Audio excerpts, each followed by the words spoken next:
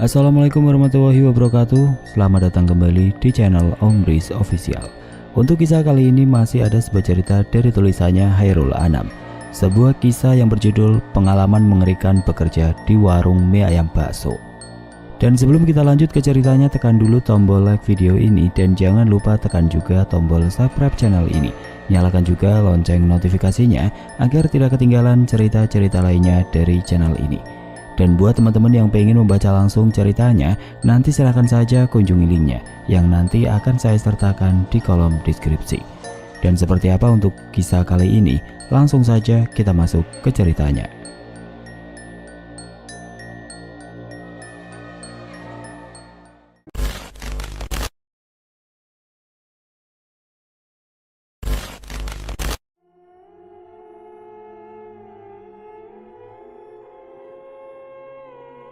Sudah 2 tahun Tono merantau ke Jawa Timur untuk bekerja.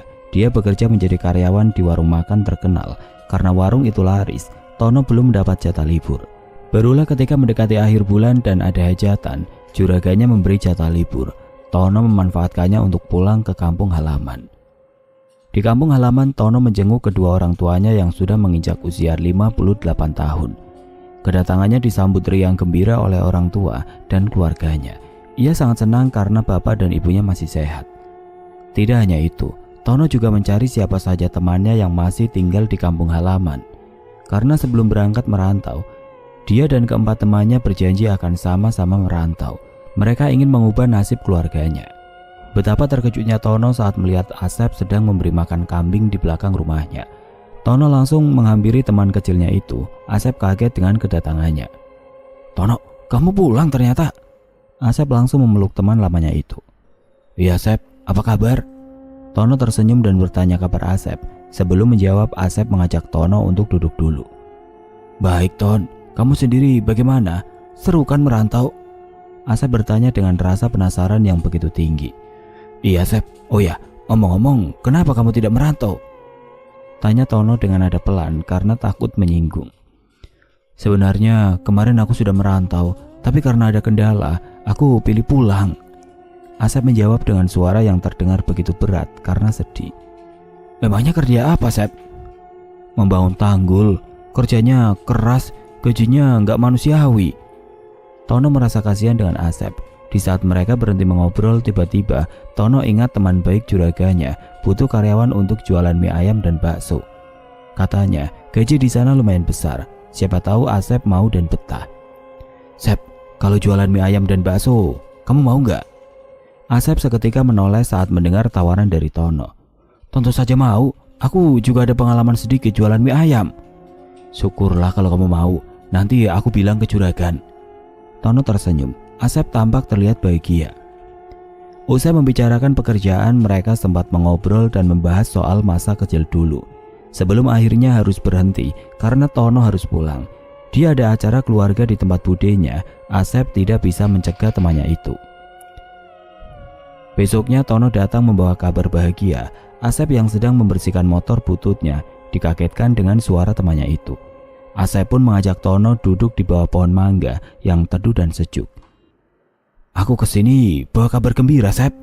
Tono membuka obrolan dengan senyuman yang menular. Asep yang melihat senyuman Tono dan perkataan temannya itu seketika menjadi bunga. "Apa itu, Ton?" Jawab Asep yang sudah tidak sabar ingin mendengar kabarnya. "Kata juraganku, kamu bisa bekerja di warung mie ayam dan bakso milik temannya. Berangkatnya nanti bareng aku saja." Mendengar perkataan Tono, Asep langsung jingrak-jingrak kegirangan. Tidak lupa ia menyalami dan memeluk teman kecilnya. Lihat tingkah aneh Asep membuat Tono tertawa. "Senang sekali rasanya dapat kabar darimu, Ton. Akhirnya aku bisa merantau lagi. Kerja di sini penghasilannya jauh dari kata layak, Ton. Apalagi kerjanya tidak pasti." Asep mengeluh usai berjingrak-jingrak bahagia. "Iya Sep, makanya waktu itu aku ngajak kalian merantau. Karena apa? Rumah-rumah orang yang merantau bagus-bagus semua. Contohnya Pak Parman. Coba kamu perhatikan dengan baik-baik. Rumahnya bagus banget." "Bener Ton, terima kasih ya." Tono mengangguk sambil tersenyum pada Asep. Mereka pun mengobrol dan membahas hal lain dari pagi sampai siang. Tono yang tiba-tiba mengantuk langsung pamit pulang. Ketika jatah libur Tono selesai, mereka bersiap berangkat. Tono menjemput Asep di rumahnya, sekalian pergi ke pinggir jalan raya untuk menunggu taksi. Mereka sudah berencana berangkat menggunakan kereta karena lebih cepat dan murah. Mereka tiba di stasiun 15 menit sebelum keberangkatan. Tono dan Asep langsung mengecek karcis pada petugas. "Buruan, keretanya mau berangkat," suruh petugas pada mereka. Tono dan Asep bergegas masuk ke kereta yang terlihat seperti hendak melaju. Mereka duduk sesuai dengan kursi yang ada di karcis. Tono memilih duduk di dekat jendela karena ingin melihat pemandangan luar. Asep tidak mempermasalahkannya. Sepanjang perjalanan mereka tidak terlalu banyak mengobrol. Hanya saja Tono memberitahu tentang apa saja yang menjadi pantangan orang di daerah sana. Asep mendengarkannya dengan khidmat. Nasihat itu menjadi bekal penting untuknya.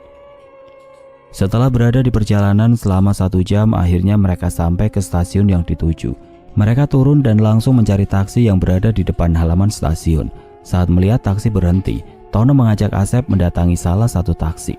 Dari stasiun ke tempat Tono bekerja hanya membutuhkan waktu sekitar 40 menit. Dia memilih taksi karena aksesnya mudah dan tidak perlu jalan lagi. Setibanya di warung makan tempat Tono bekerja, Asep diajak menemui Pak Bejo. Pak Bejo sendiri adalah pemilik dari warung tersebut. Dia sudah membuka warung makan di 3 daerah yang berbeda-beda. "Siang Pak, ini teman yang saya ceritakan waktu itu, namanya Asep." Usai memperkenalkan, Tono mengode Asep supaya meminta bersalaman.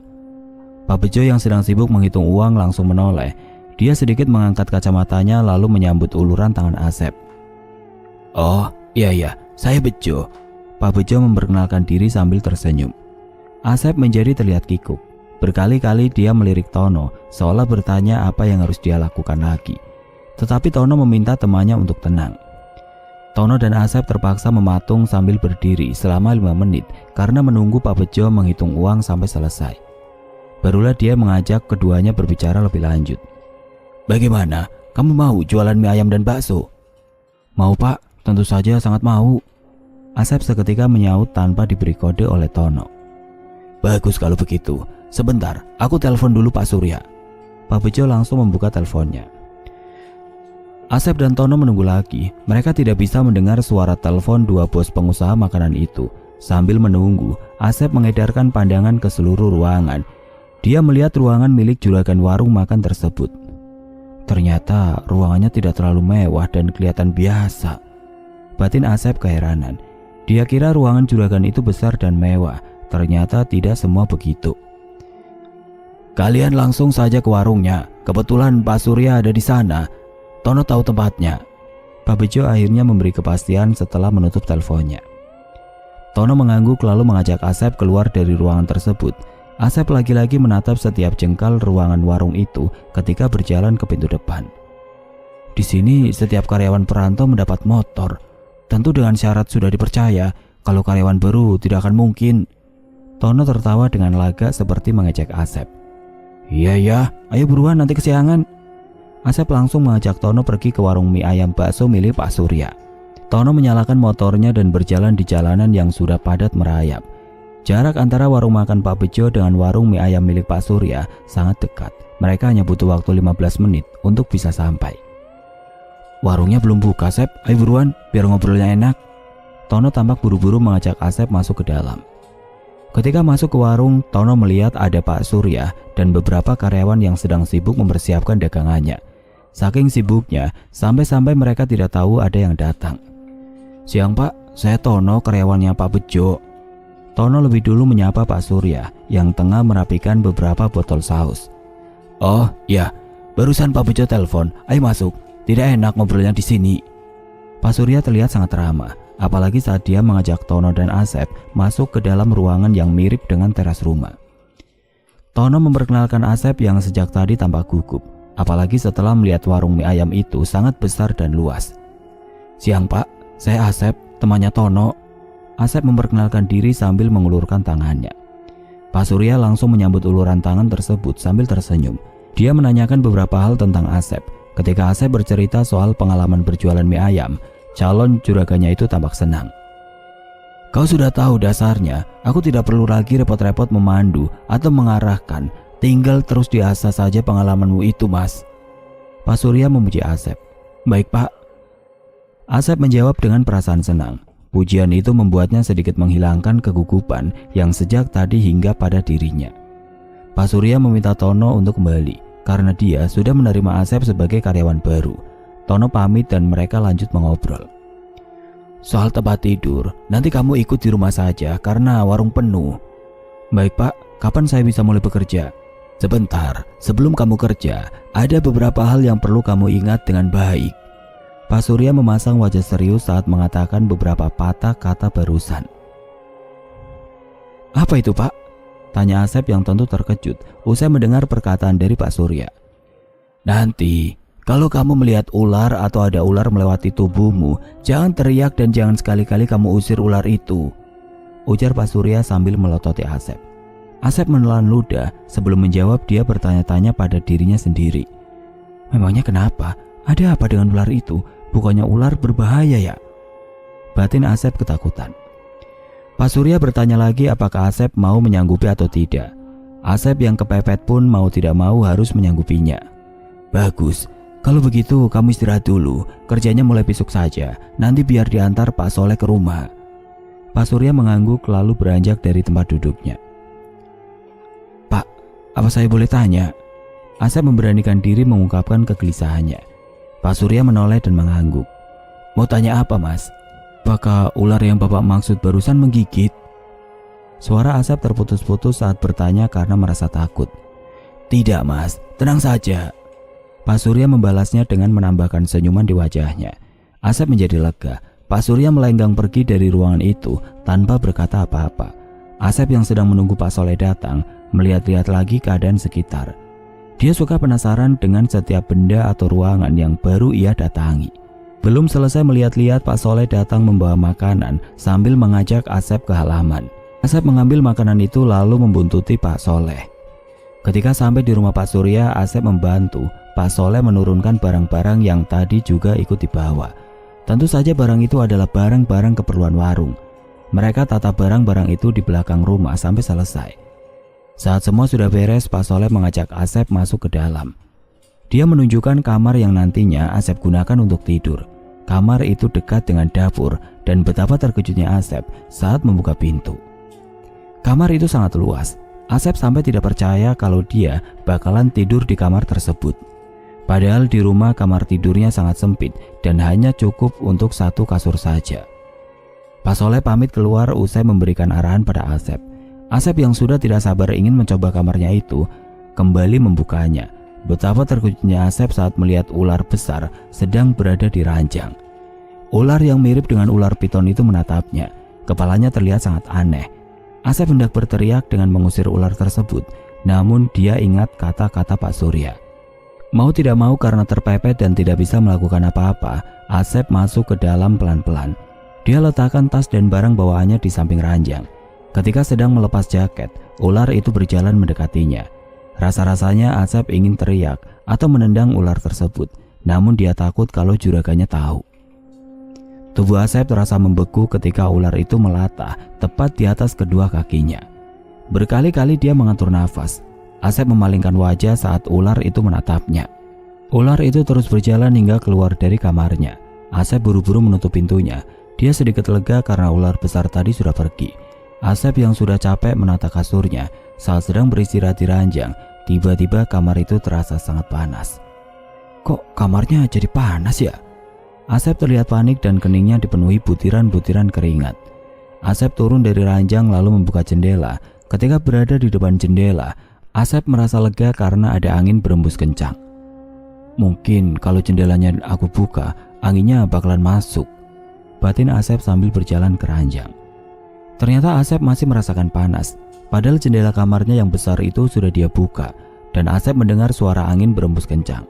Namun anehnya, angin itu tidak bisa masuk ke kamarnya. Kok bisa jadi begini? Aneh sekali, gumam Asep sambil celingak-celinguk di jendela mencari tahu penyebabnya. Karena capek sendiri, Asep memilih tiduran lagi. Tanpa dia sadari, dia malah tertidur. Saat tidur, Asep bermimpi berada di ruangan besar yang dindingnya berwarna hitam. Dia sendiri dan berjalan mencari jalan keluar. Ketika dia berjalan ke depan, dia melihat ular yang sangat besar. Asep langsung panik, apalagi ular itu menatapnya dengan tatapan tidak suka. Dia pun berbalik badan lalu lari. Ular itu terus mengejarnya. Dia percepat larinya. Namun ular tadi bisa mengimbanginya. Asep yang sangat ketakutan teriak-teriak meminta tolong. Ular tadi masih mengejarnya hingga dia menemukan jalan buntu. Tidak ada lagi jalan untuknya berlari. Asep menangis dan memohon agar dilepaskan. Ular itu tidak menggubris dan malah mulai melilitnya. Dia teriak-teriak, dadanya mulai terasa sesak. Saat ular tersebut memperkuat lilitannya, Asep terbangun. Dadanya masih terasa sesak. Dia amati sekitar dan ternyata tidak ada apa-apa. Untungnya dia hanya bermimpi. Karena mimpi itu Asep tidak bisa tidur dan memilih untuk berjalan ke jendela. Tanpa terasa, ternyata sudah malam. Berarti dia tidur sudah sangat lama dan tidak ada yang membangunkannya sama sekali. Ketika tengah asik memandangi halaman dari jendela, tiba-tiba saja ia mendengar ada suara perempuan cekikikan. Awalnya ia mengira kalau dia salah dengar. Namun saat Asep menyimaknya baik-baik, suara cekikikan itu semakin keras dan terdengar jelas. Suara apa itu? Sepertinya bukan manusia. Batin Asep sambil terburu-buru menutup jendelanya. Namun tetap saja suara itu masih terdengar. Asep ketakutan lalu lari keluar. Dapur yang ada di depan kamarnya sangat sepi. Asep lari ke ruang tengah. Tidak ada siapa-siapa juga di sana. Kemana orang-orang? Apa jangan-jangan aku tinggal sendirian di sini? Batin Asep sambil menelan ludah berkali-kali. Asep mencari pintu supaya bisa keluar. Ketika keluar dan memutari sekitar, dia belum melihat siapa-siapa sejak tadi. Aku yakin di sini aku tinggal sendirian. Karena takut, Asep memilih tidur di teras sambil menunggu ada orang yang datang. Dia tidur sampai pagi. Jam 5 dia gelagapan karena ada yang membangunkannya. Sudah jam 5, ayo ke warung. Pak Soleh mengajak Asep ke warung. Asep kaget karena Pak Soleh tiba-tiba berada di depannya. Baik Pak, Bapak semalam tidur di mana? Aku tidur di kamar depan, memangnya kenapa? Pak Soleh menjawab sambil mengajak Asep masuk ke mobil. Kamar depan? Semalam aku keliling tapi nggak ada siapa-siapa. Asep terkejut dengan jawaban Pak Soleh barusan. Iya, pintunya saja tidak aku tutup sampai pagi tadi. Asep menelan ludah usai mendengar jawaban dari Pak Soleh. Dia masih tidak percaya dengan perkataan Pak Soleh karena semalam dia yakin dengan mata kepalanya sendiri dia melihat semua kamar tertutup. Pak Soleh yang mendengar ceritanya juga kaget karena menurutnya semalam dia tidak mendengar ada orang teriak-teriak atau lari-lari. Sepanjang perjalanan ke warung, Asep hanya diam saja. Dia terus memikirkan kejadian aneh semalam. Dia seperti berada di tempat lain yang hanya ada dia sendiri. Asep mulai curiga ada yang tidak beres dengan Pak Surya dan rumahnya. Setelah jalan perlahan, akhirnya mereka sampai. Asep langsung ke belakang bergabung dengan teman-teman barunya. Satu persatu Asep mulai mengenal namanya. Mereka meracik bahan-bahan yang akan disiapkan untuk berjualan. Asep bagian merajangi daun bawang. Di tengah-tengah mengiris, dia ingin buang air kecil. Kamar mandi di mana ya Mas? Tanya Asep pada Bono. Di belakang sana. Bono memberitahu Asep kamar mandi yang terletak di belakang warung. Asep baru tahu ternyata kamar mandinya jauh. Karena sudah tidak tahan, dia segera bergegas ke sana dengan sedikit berlari. Setibanya di sana, Asep melihat ada 3 kamar mandi. Yang 2 pintunya terbuka, sedangkan yang satunya tertutup rapat. Asep yang sudah kebelet memilih kamar mandi bagian tengah, persis berada di sebelah kiri kamar mandi yang pintunya tertutup. Ketika sedang buang air kecil, Asep mendengar ada suara orang yang mengerang di kamar mandi sebelah. Asep tidak curiga karena mungkin itu karyawan lain atau pengunjung. Asep kembali bergabung dengan teman-temannya. Ketika selesai semua, karyawan diberi istirahat selama 30 menit. Asep dan Bono duduk berdampingan agak menjauh dari yang lain. Tadi waktu aku buang air, aku mendengar ada suara di kamar mandi yang pintunya tertutup. Kira-kira siapa ya? Asep membuka obrolan dengan membahas masalah kamar mandi. Wajah Bono terlihat sedikit panik dan tampak was-was, apalagi saat dia celingak-celinguk seperti memastikan kalau tidak ada siapa-siapa di sana. Kamu juga mendengar ya? Tanya Bono dengan suara sangat lirih. Iya, memangnya kenapa? Asep balik tanya, namun kini dengan rasa penasaran yang sudah menumpuk-numpuk. Aku sudah 2 tahun di sini, tapi tidak tahu kenapa kamar mandi itu selalu ditutup. Dan kalau buang air di sebelahnya, aku juga mendengar suara seperti yang kamu dengar. Awalnya aku kira cuma aku yang mendengarnya, ternyata kamu juga. Bono memberitahu Asep dengan sedikit berbisik. Bibirnya tepat berada di depan kuping kanan Asep. Aneh sekali. Apa ya itu, Pak? Bono menggeleng dan meminta Asep untuk diam karena Pak Surya datang menghampiri mereka. Asep dan Bono seketika mengubah posisi duduknya lalu menghadap Pak Surya. Mas Asep, bagaimana? Capek nggak? Pak Surya langsung bertanya pada Asep yang kebetulan baru bekerja hari ini. Tidak, Pak, aman. Asep menjawab sambil menganggukkan kepala. Ya sudah, kalau begitu semoga betah ya. Pak Surya memuji lalu langsung pergi. Selesai istirahat, warung mie ayam bakso Pak Surya langsung buka. Karena sudah berpengalaman, Asep diminta menjadi pemasak mie ayam dan baksonya. Dia didampingi Pak Surya dan anaknya. Asep merasa gugup karena harus bekerja di depan juraganya. Saat dia sedang memasak, ada tangan merambat di lehernya. Asep seketika terkejut. Dia melirik tangan itu. Tubuhnya mendadak tegang karena tangan itu tampak keriput dan warnanya putih pucat. Tangan itu merambat dan berjalan sampai ke samping mata. Asep hendak berteriak namun dia tahan sekuat mungkin. Ketika Asep melirik, tangan itu sudah hilang dan tidak ada siapa-siapa di belakangnya. Nafas Asep tersegal-segal, dadanya terasa menyempit dan naik turun hingga tidak beraturan. Asep menjadi takut. Ketika mengaduk mie ayam, tangannya sedikit gemetar, apalagi saat dia menghitung siapa yang belum mendapat mie ayamnya. Karena ketika dia menghitung, dia melihat ada perempuan berambut panjang dan berbaju putih. Wajahnya tidak terlihat karena tertutup rambut. Tubuh Asep lagi-lagi merinding. Dia berusaha menghindari perempuan yang duduk paling belakang dan sendirian itu. Kalau kamu bisa melihat, jangan bilang ke siapa-siapa. Tiba-tiba Pak Surya memberitahu Asep yang terlihat sedang menatap bangku yang ada perempuannya itu. Asep menjadi lemas dan pucat. Memang benar dugaannya, usaha Pak Surya ini tidak beres. Dia pasti memakai sesuatu sehingga hal-hal aneh selalu dia rasakan dan alami. Mie ayam bakso Pak Surya habis tepat jam 2 siang. Asep kaget karena dia hanya berjualan beberapa jam saja, lebih cepat dari yang lain. Usai berjualan, Asep pulang dengan Pak Soleh. Setibanya di rumah, Pak Soleh pamit sekalian karena dia harus pulang ke kampung halamannya. Asep merasa sedih karena dia bakalan tidur sendirian di dalam rumah. Tenang saja, nanti Pak Surya tidur di sini, ujar Pak Soleh menenangkan Asep. Tidak enak jadinya, Pak. Apa sama istrinya?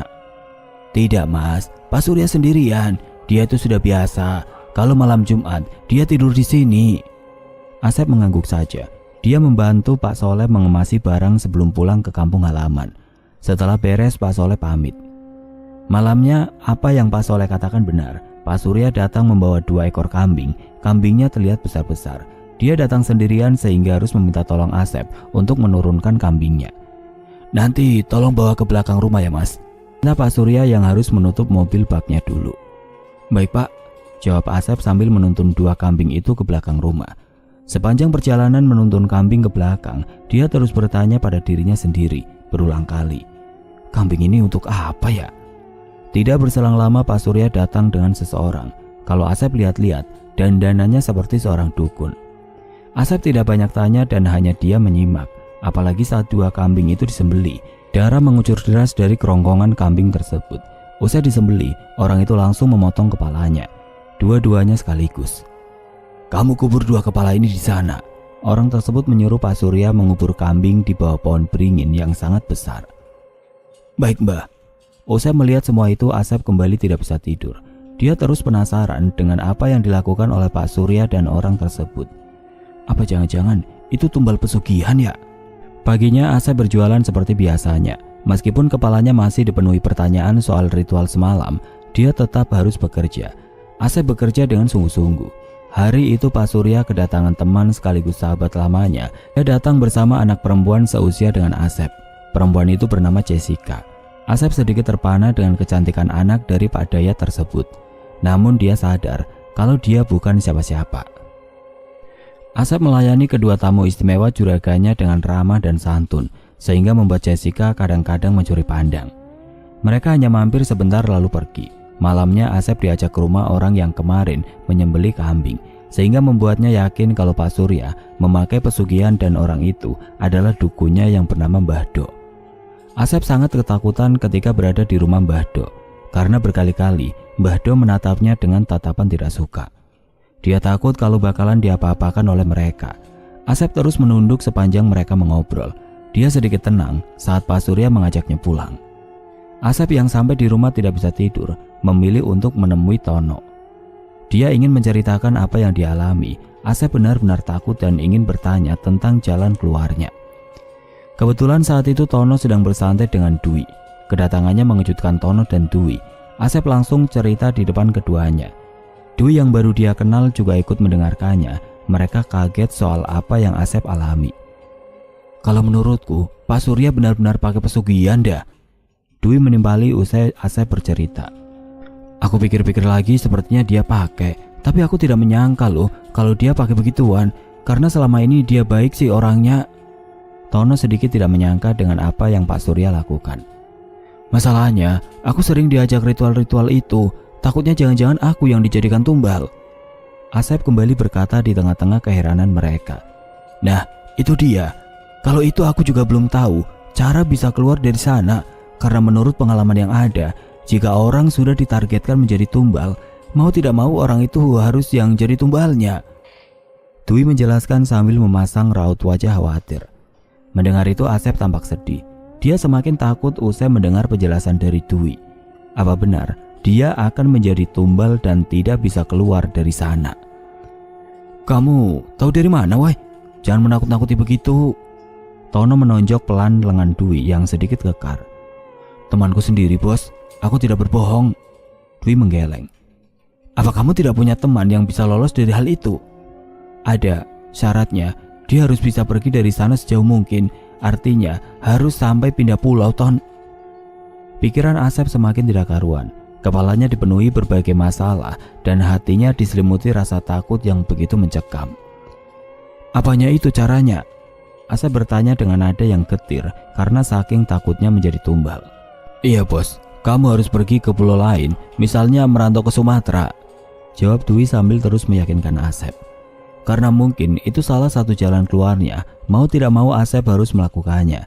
Dia harus pergi dari sana dan merantau jauh. Asep pun izin tidur di sana. Dia baru balik ke warung jam 5 pagi. Saat dia jualan, tiba-tiba Pak Surya memanggilnya.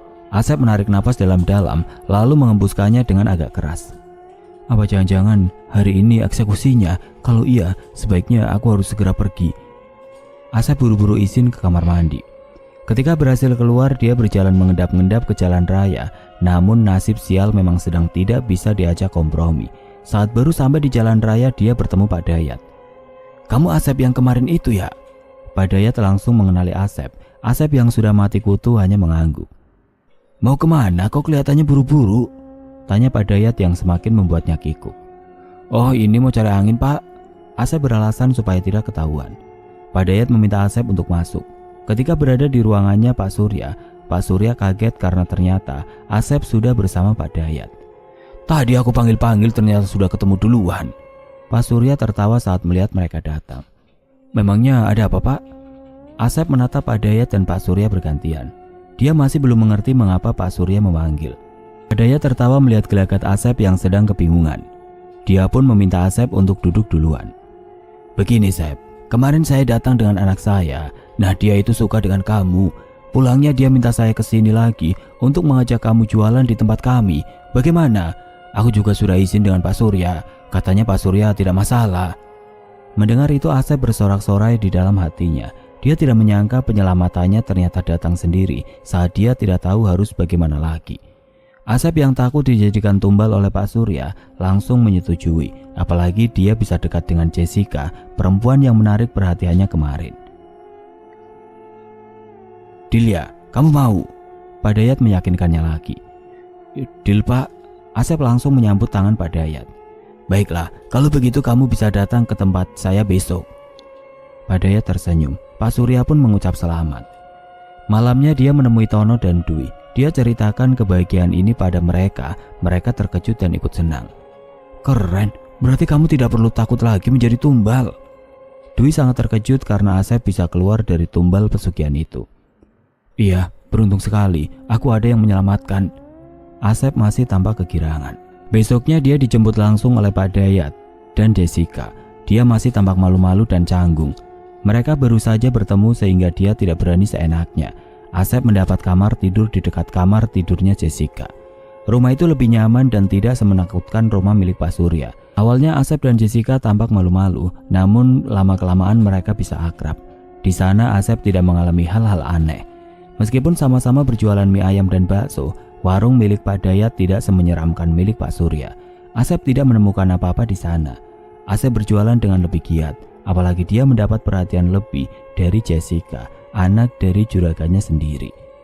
Hari ketiga berjualan Asep dipanggil oleh Pak Dayat. Dia tentu merasa takut karena kelihatannya juragannya itu tampak serius saat memanggilnya. Asep menghadap Pak Dayat dengan 1000 pertanyaan di kepalanya. Jangan-jangan selama dia bekerja ada kesalahan yang tidak dia ketahui. Begini Sep, karena anak saya sudah ingin menikah dan dia hanya menyukaimu, bagaimana kalau kamu bawa orang tuamu ke sini? Pak Dayat langsung berterus terang. Asep sempat tidak mengerti maksud dari yang dikatakan Pak Dayat karena terkejut. Maaf, untuk apa ya Pak? Tanya Asep supaya lebih jelas mengapa menyuruh membawa orang tuanya ke sini. Asep, ya untuk melamar anak saya. Mendengar itu rasanya detak jantung Asep seperti berhenti sejenak. Dia sempat tidak percaya dan bahkan mengira kalau dia salah dengar. Demi meyakinkan dirinya lagi, Asep bertanya untuk kedua kalinya. Pak Dayat tidak salah mengucap. Asep kegirangan, dia langsung pulang malam itu juga. Selain orang tuanya, Asep juga mengabari Tono tentang kabar bahagia ini. Tono dan Dwi tidak menyangka ternyata Asep beruntung sekali. Wah, bentar lagi jadi juragan ini, puji Tono saat Asep menemuinya. Jangan begitu, aku masih tetap karyawannya Pak Dayat. Kalau menikah dengan anak juragan, otomatis langsung jadi juragan. Dwi merasa kesal karena Asep tidak mau mengakui nasib baiknya itu. Acara pernikahan mereka berlangsung dengan sangat meriah. Para tamu undangan datang, apalagi teman-temannya Pak Dayat yang kebanyakan juga seorang pengusaha. Mereka datang dengan mobil-mobil mewah. Usai acara pernikahan selesai, Jessica langsung mengajak Asep ke kamar pengantin yang sudah disediakan. Asep sempat berhenti di depan salah satu kamar yang pintunya ada tulisan, siapapun dilarang masuk. Asep terkejut. Kenapa kok tidak boleh ada yang masuk? Karena penasaran, Asep langsung menanyakannya pada Jessica. Oh, kamar itu. Dulunya kamar itu adalah kamar dari nenekku. Ayah tidak mau ada orang yang masuk ke sana karena kamarnya memiliki kenangan yang sangat banyak. Ucap Jessica santai. Asep pun tidak lagi penasaran. 3 bulan berjalan begitu cepat. Tiba-tiba saja Asep merasa sesak. Dadanya seperti menyempit dan kepalanya pusing. Tidak hanya itu, entah kenapa tubuhnya menjadi sangat lemas, sehingga untuk duduk lama Asep tidak kuat. Jessica tidak mau membawa ke rumah sakit karena mereka punya dokter pribadi. Kabar sakitnya Asep sampai ke telinga Tono. Ketika hendak menjenguk, Tono tidak diperbolehkan masuk. Dia itu teman saya, Pak. Kenapa saya tidak boleh menjenguk? Tono terkejut karena kedua satpam rumah Pak Dayat melarangnya. Maaf Mas, saya hanya mengikuti perintah dari Pak Dayat. Sebaiknya Anda pulang saja. Tono mulai curiga, pasti ada apa-apa di dalam. Dia bingung harus bagaimana lagi untuk bisa menjenguk Asep, teman kecilnya itu. Dia juga sudah mengajak Dwi berunding, tetapi Dwi tidak punya solusi. Apa kita coba tanya ke orang pintar, Ton? Aku punya kenalan orang pintar daerah sini, usul Dwi yang sudah buntu pikirannya. Ayo Wi, aku takut terjadi apa-apa pada Asep. Tono langsung mengajak Dwi ke tempat orang pintar yang dimaksud tadi. Ketika sampai di sana, Dwi masuk diikuti Tono dari belakang. Orang pintar itu berpenampilan biasa, bukan seperti dukun. Dia hanya memakai gamis putih dan sorban di kepalanya. Halo Dwi, apa kabar? Orang pintar yang bernama Mbah Haji itu menyapa Dwi. Baik Mbah Haji, Mbah bagaimana? Baik juga, ada apa datang ke sini? Dwi pun menceritakan apa yang terjadi pada Asep. Mbah Haji menyimaknya sambil mangut-mangut. Usai bercerita, Dwi menunggu dan melihat Mbah Haji melakukan ritualnya. Dia memakai loyang kuning yang berisi air untuk melihat apa yang terjadi pada Asep. Tono menunggu dengan perasaan khawatir sekaligus takut. Dia takut terjadi apa-apa dengan teman kecilnya itu. Maaf, sepertinya temanmu sudah tidak bisa tertolong, Mbah Haji memberitahu sambil menggelengkan kepala. Apa? Kenapa? Memangnya kenapa Mbah? Tono bereaksi cepat. Dia panik dan sedikit memajukan tubuhnya ke depan. Dia sudah dijadikan tumbal oleh perempuan yang dinikahinya. Mbah Haji tampak sedih. Mengapa begitu Mbah? Kenapa bisa teman saya jadi tumbalnya? Tono masih belum percaya. Begini Mas, jadi mereka menjebak temanmu supaya tertarik dan mau menikahi perempuan itu. Karena temanmu mau dan setuju, hal itu sama artinya dia mau dijadikan tumbal oleh mereka. Itu modus selama yang sering digunakan oleh orang-orang. Mbah Haji menjelaskan dengan sangat detail. Seketika tubuh Tono lemas, apalagi saat Mbah Haji bilang sudah tidak bisa menolong lagi. Hanya ada dua kemungkinan yang terjadi pada temanmu nanti. Pertama, dia mati, dan kedua, dia hidup tapi seperti orang mati. Kenapa begitu? Karena sukmanya sudah dijadikan tumbal. Mbah Haji melanjutkan penjelasannya lagi. Tono diam dan menundukkan kepala. Dia masih terpukul dengan apa yang barusan Mbah Haji katakan. Tumbal manusia lebih menjanjikan daripada tumbal hewan, Mas. Jadi mereka melakukan segala cara supaya bisa menumbalkan manusia. Makanya mereka tidak memperbolehkan siapa saja menjenguk karena sudah dijadikan tumbal. 3 minggu berselang, Tono mendapat kabar kalau Asep meninggal. Dia yang sudah tahu nasib Asep masih tetap menangis. Dia kira nasib Asep akan bagus saat menikah dengan perempuan sialan itu. Tapi ternyata malah Asep menjadi tumbal. Usai pemakaman, Pak Surya mendekati Tono. Turut berduka cita ya, Ton. Aku tidak menyangka jika Pak Dayat memakai pesugihan dengan tumbal manusia. Andai aku tahu dari awal, mungkin aku akan melarang Asep pergi bersamanya. Walaupun aku juga pakai, tapi aku tidak pernah mau menumbalkan manusia. Lebih baik aku pakai tumbal hewan saja. Pak Surya tampak sedih saat mengucapkan hal itu. Tono bukannya berhenti menangis, malah tambah keras suara tangisannya. Ternyata selama ini dugaan Tono, Dwi dan Asep salah besar. Kira Pak Surya juga memakai tumbal manusia untuk usahanya.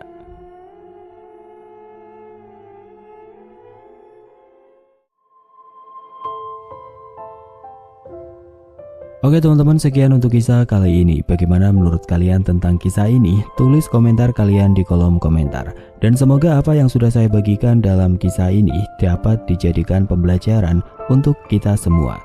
Dan buat teman-teman yang baru bergabung, jangan lupa untuk like, comment, share, serta subscribe channel ini.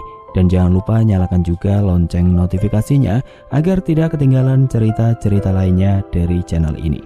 Dan akhir kata, wassalamualaikum warahmatullahi wabarakatuh.